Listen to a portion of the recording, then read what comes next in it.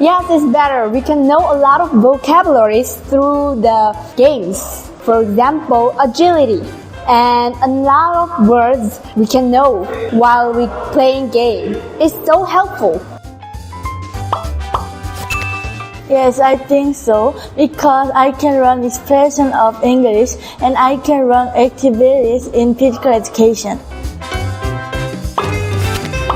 Yes, because I like PE time. I like badminton. Yes, because we can have a fun and learn English.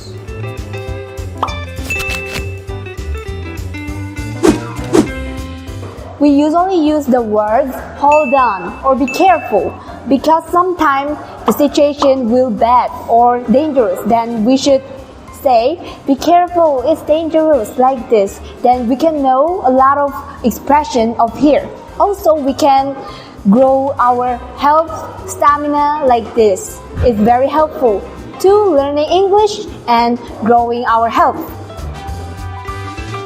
I can use be careful and confidence and the teamwork.